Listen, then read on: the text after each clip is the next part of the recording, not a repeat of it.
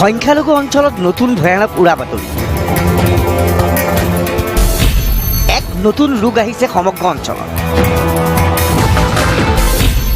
শৰীৰত প্ৰৱেশ কৰে এক বিশেষ বীজাণু। লগে লগে পুৰুষৰ গুপ্তাংগ সৰু হৈ যায়, মহিলাৰ স্তন হেৰাই যায়। বনজুইৰ দৰে বিয়পিছে এই বাতৰি। লগে লগে হাহাকাৰ। যাৰ যি মন যায় সিয়েই ৰোগৰ নাম দিছে। কোনোবাই নাম দিছে জিঞ্জি বেমাৰ, কোনোবাই নাম দিছে নেফ্ৰক্ৰনিক। অভয়াপুৰীৰ এই দৃশ্য মন কৰক। এগৰাকী কিশোৰীক এইদৰে পানীত ডুবাই ৰখা হৈছে। ঘৰৰ মানুহে এইদৰে কিশোৰীগৰাকীক পানীত সোমোৱাই বাল্টিঙে বাল্টিঙে পানী ঢালি দিছে। উৰা বাতৰিৰ মতে পানীত সোমাই থাকিলে বীজাণুৱে আক্ৰমণ নকৰে। পানীত সোমাই থাকিলে স্তনো সৰু হৈ নাযায়।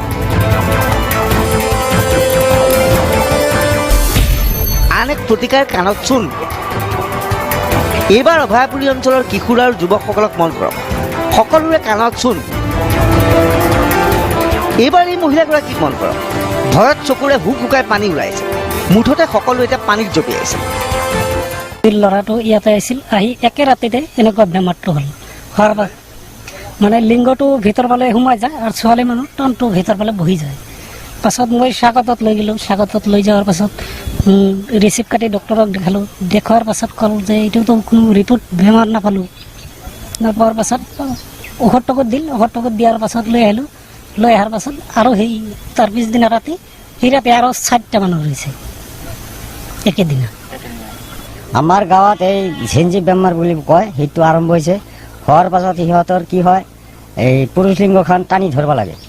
টানি ধৰিলে আৰু মানুহবিলাক ৰাইজবিলাক পানী ঢালি থাকে আৰু মাইকী মানুহ হ'লে স্তনটা টানি ধৰিব লাগে। এই ব্যৱহাৰটো আমি কৰি আছোঁ। কৰি আমি পানী টানি ঢালি এই 7টা ৰোগী আছে আমাৰ গাঁৱত। পৰশু দিনৰ পৰা 7টা ৰোগী একদম ৰাতি হ'লে 8:30 ৰাতি চলি থাকে। আমি পানী ঢালাতে ঢালাতে কোনো ৰোগীখন সুস্থ কৰিব নাপাৰোঁ, এনেধৰণে চলি আছে। এই লাষ্টত এতিয়া যেটা আমাৰ ৰুমাক মণ্ডল কৰি নাম, সিহঁতক আমি খালত আনছোঁ বৰজৰাত। আমিতো এতিয়া ৰোগীৰ নামটো নাজানো। আমি জানো আমাৰ লিংগখন ভিতৰত যায় আৰু স্তনখানি ভিতৰত বহি যায়। এই সংক্ৰান্তত চিকিৎসকে বাৰে বাৰে কৈছে এয়া উৰা বাতৰি।